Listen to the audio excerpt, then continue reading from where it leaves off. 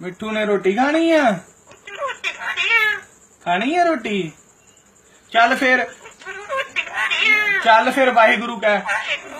वाह रोटी खानी है, चल बोल फिर। ओ सुन लेने, ओ सुन दे तेरी गल। चल वाहिगुरु कह फिर, तेनू नहाइया भी करावांगे। पहला बोल वाहेगुरु वाहेगुरु वाहेगुरु। रोटी खानी है? फिर बोल धन धन बाबा दीप सिंह जी। धन धन फतेह भी बुलानी होंदी सी मिठू, ठीक है? फतेह बुला। रोटी खवाने, पहला बोल वाहेगुरु जी। खवाने तेनू, पहला बोल। ओ सुनदा पहला आवाज दे।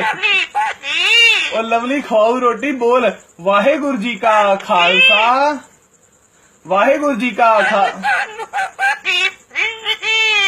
हाँ हुण बोल वाहेगुरु जी का खालसा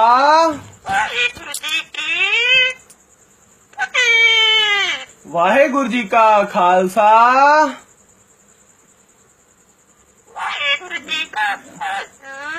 वाहेगुरु जी की फतेह। राज करेगा खालसा, जीत जीत खालसा जीत।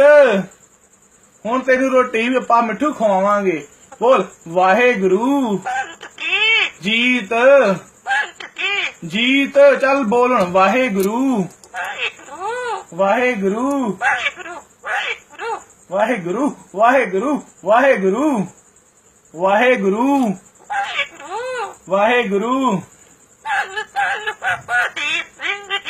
धन धन बाबा दीप सिंह जी। धन धन बाबा दीप सिंह जी।